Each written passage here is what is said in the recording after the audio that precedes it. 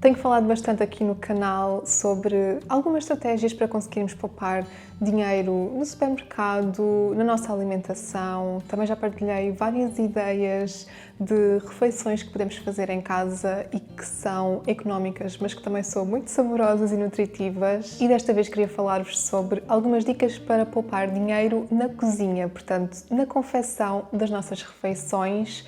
E não só poupar dinheiro, mas também como poupar tempo, que eu acho sinceramente que são duas coisas que andam muito de mão dada e com algumas estratégias muito simples conseguimos criar aqui rotinas muito práticas na cozinha que não só nos permitem então poupar dinheiro, como também poupar tempo, especialmente para quem como eu não adora cozinhar e também não adora gastar muito tempo na cozinha. Acho que este tipo de estratégias são mesmo uma grande ajuda. Se se interessam por este tipo de temas, com certeza já ouviram falar muito de meal prep, mas isso é uma coisa que eu não vou falar aqui neste vídeo porque é uma coisa que eu não faço.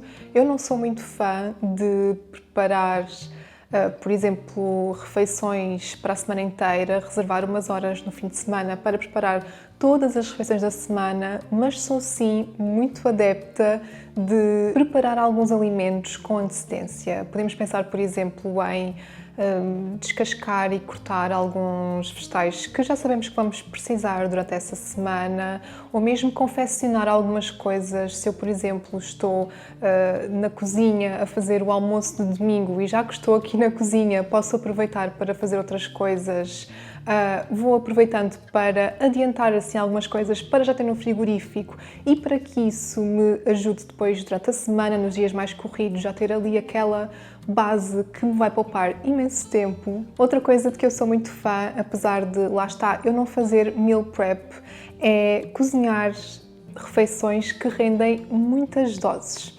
Ou seja, se pensarmos em coisas como uma lasanha, um chili, um caril, ou mesmo assim coisas de pequeno almoço, uma aveia adormecida, papas de aveia no forno, são tudo coisas que podem ser feitas em maior escala, se assim o desejarmos, e assim já consigo ter ali 2 ou 3 doses para guardar no frigorífico para irmos comendo nos próximos dias, durante a semana, ou mesmo que seja para depois congelar algumas doses. Sou muito adepta de fazer então as receitas em quantidade, porque já que estou ali a gastar o meu tempo na cozinha, mais vale fazer em quantidade e acho que assim consigo rentabilizar muito melhor o meu tempo. E por norma, este tipo de refeições que rendem bastante acabam por ser também refeições bastante económicas, até porque, e outra das estratégias que eu gosto muito de usar é utilizar muitos legumes e vegetais para fazer render. Neste tipo de coisas como lasanhas, chili, etc.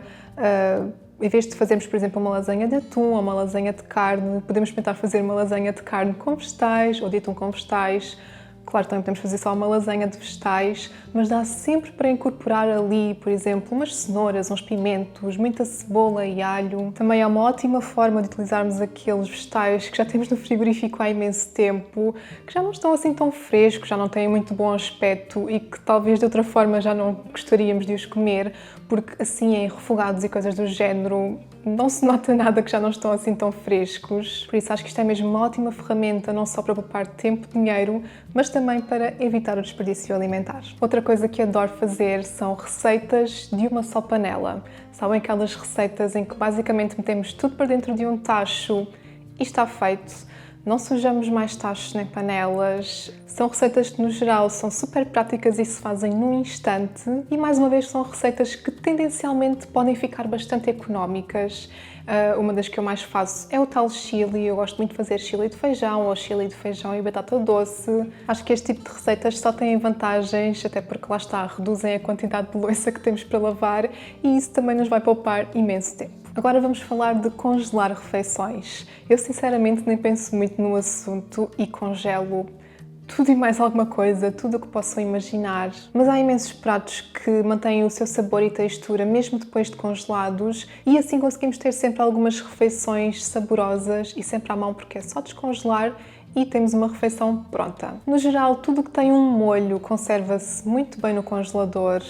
sinto que estou sempre a dar os mesmos exemplos, mas o chili, o caril, mesmo a lasanha, empadão, almôndegas, hambúrgueres, quer sejam de carne ou quer sejam de leguminosas ou outra base vegetal, estofados e guisados, que eu pessoalmente não sou muito fã, mas são coisas que se conservam super bem. E pensando no pequeno almoço e nos lanches, panquecas e waffles são coisa que sinceramente nunca falta no meu congelador.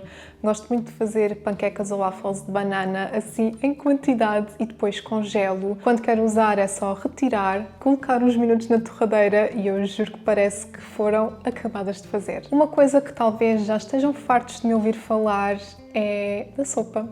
Eu gosto muito de fazer sopa todas as semanas. Faço sempre 1 ou 2 sopas por semana. Acho que é uma coisa super prática e nutritiva e que pode ser consumida por si só ou para complementar uma outra refeição. Claro que também é uma coisa que pode ficar bastante económica e acho sinceramente que há sopas para todos os gostos. Desde as sopas mais leves, como um creme de legumes básico, até às sopas mais compostas, como um caldo verde, sopa de tomate e ovo escalfado, sopa de couve e feijão, sopa de peixe com um bocadinho de massa. E claro que a própria sopa dá sempre para complementar assim com uns croutons, com umas ervas aromáticas. Aliás, ainda hoje estive num workshop com a tia Kátia e aprendi uma coisa espetacular que nunca me tinha lembrado. Eu que sou muito fã de pesto, nunca pensei nisto, não sei porquê, mas colocarem uma colherzinha de chá de pesto como topping na sopa, umas lascas de queijo parmesão e assim conseguem tornar um creme de legumes super básico na sopa mais saborosa de sempre. A sopa também é uma coisa que na maioria dos casos dá para congelar bem. Não sou muito adepta de congelar sopas que tenham massa, acho que a textura aí já não fica assim tão boa, mas uma boa dica que posso dar e que é o que costumo fazer é descongelar as sopas diretamente no tacho e depois de estar ali uns minutos a ferver, a sopa parece que foi acabada de fazer, depois ali no tacho também dá para ajustarmos. E se quisermos adicionar um bocadinho mais de água, podemos adicionar. Se quisermos deixar reduzir um bocadinho para ficar mais cremosa, também o podemos fazer.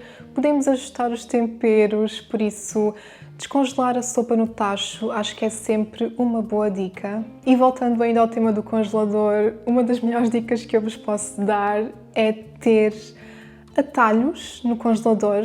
Quando eu digo atalhos, estou a referir-me a, por exemplo, ervas aromáticas picadas, molho de tomate, molho pesto, pasta de alho, cubos de caldo de legumes. Isto são tudo coisas que eu faço em casa, especialmente quando quero aproveitar coisas que se estão a estragar e que, tendo estas coisas ali no congelador, acabam por me poupar imenso tempo na cozinha, em vez de estar ali a preparar as coisas no momento.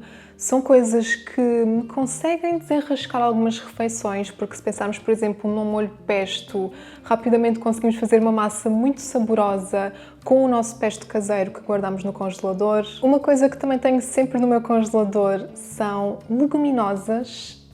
Portanto, eu compro as leguminosas, o grão, o feijão, etc., seco, demolho, cozo e depois coloco no congelador. E esta também é uma das melhores dicas que eu vos posso dar, não só de poupança. Há sempre quem diga que não compensa o esforço ou o gasto energético do fogão, mas desafio-vos a fazer as contas porque faz realmente muita diferença. Eu já há muito tempo que não compro leguminosas em lata ou em frasco e tenho feito sempre assim, até porque assim conseguimos deixar as leguminosas mais fáceis de digerir com algumas estratégias. Eu utilizo alga kombu para cozer as leguminosas e ficam muito mais fáceis de digerir. Sou, no geral, muito fã deste processo de cozer as nossas leguminosas em casa e depois colocá-las no congelador. Eu tenho sempre leguminosas no meu congelador. Acho realmente muito prático e são uma excelente base para muitas refeições muito saborosas e nutritivas. Uma coisa que também me vão sempre ouvir falar muito é de rentabilizar o forno.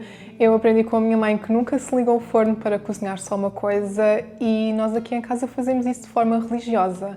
Portanto, eu até costumo planear isso Com alguma antecedência, quando eu estou a planear as refeições, percebo logo quando é que eu vou ligar o forno e se eu aí já posso adiantar alguma coisa para os dias seguintes, ou, por exemplo, fazer a minha granola, que é uma coisa que eu gosto sempre de ter na despensa, fazer um bolo de banana, o que quer que seja. Há imensas coisas que podemos pensar e assim com algum planeamento conseguimos rentabilizar o forno e essa energia que já estaríamos a gastar de qualquer forma, conseguimos assim cozinhar mais alguns pratos ou mais alguns alimentos e assim poupar bastante tempo e energia. Outra forma de poupar dinheiro ou de literalmente não deitarmos o dinheiro para o lixo é aproveitar tudo o que são cascas, talos, no geral, é evitar o desperdício dos alimentos. Acho muito interessante aprendermos a valorizar os alimentos como um todo e evitar ao máximo descartar cascas, porque há coisas que podemos confeccionar de formas que ficam tão saborosas. Eu só há pouco tempo é que descobri, por exemplo, as cascas de abóbora no forno. Ficam assim um snack maravilhoso e super crocante. Eu costumo temperar com alho em pó, sal e paprika e sinceramente ficam melhores do que batatas fritas de pacote. Juro que ficam maravilhosas. Isto é só um exemplo, mas há tantas coisas que podemos fazer com estas coisas que normalmente iriam para o lixo, mas que realmente podem ser valorizadas de outras formas. Isso não só, claro, evita um desperdício alimentar, como também nos pode fazer poupar muito dinheiro. E por fim, outra coisa que também me vou sempre ouvir falar é simplificar o nosso menu e termos assim aqueles pratos base que sabemos que gostamos, que funcionam e que são económicos. Pratos base que depois até podemos ir variando algumas coisas. Eu ultimamente tenho simplesmente adorado fazer aquelas taças que eu já vos mostrei com batata doce, grão, salada, brócolos. Dá sempre para ir variando o hidrato de carbono. Eu ponho a batata doce ou arroz integral, depois os legumes da época, grão ou feijão. Gosto sempre de colocar ovo cozido também. E dá sempre para ir mudando, por exemplo, o molho que colocamos. Podemos fazer, por exemplo, um molho de iogurte, um molho de amendoim. Uma coisa que também fiz há pouco tempo e adorei é cebola roxa, pickles de cebola roxa, que também dão assim um elemento de crocância e frescura. Portanto, é pensar nesses pratos base que podemos ter sempre em rotação e que depois dá para ir variando de acordo com aquilo que temos no frigorífico ou a sazonalidade dos alimentos. E isto não se aplica só a este tipo de pratos, pode-se aplicar a qualquer coisa. Por exemplo, uma lasanha. Há tantas variações de lasanha que podemos fazer. Ou, por exemplo, hambúrgueres. Portanto, podemos fazer hambúrgueres de tofu, como hambúrgueres de grão, hambúrgueres de feijão. Dá sempre depois também para variar no que toca às ervas aromáticas e aos condimentos que colocamos. Especialmente para quem não é muito criativo na cozinha e não tem muita inspiração, acho que é muito útil termos assim estes pratos base definidos, termos literalmente uma lista nas nossas notas de telemóvel, no Excel, num caderno, onde quiserem, uma lista daquelas que são as nossas refeições base e que depois podemos ir variando e alterando de acordo com aquilo que nos apetece. E uma das melhores dicas que vos posso dar é, sem dúvida, o planeamento das refeições, mas sobre isso eu já falei num dos vídeos anteriores, por isso se ainda não o viram, cliquem aqui porque acho que é mesmo uma das melhores formas de pouparmos tempo e dinheiro. Espero mesmo que tenham gostado de assistir. Digam-me aqui nos comentários se já aplicam estas dicas na vossa cozinha ou se têm outras dicas que queiram partilhar. Muito obrigada por assistirem e vemo-nos no próximo vídeo.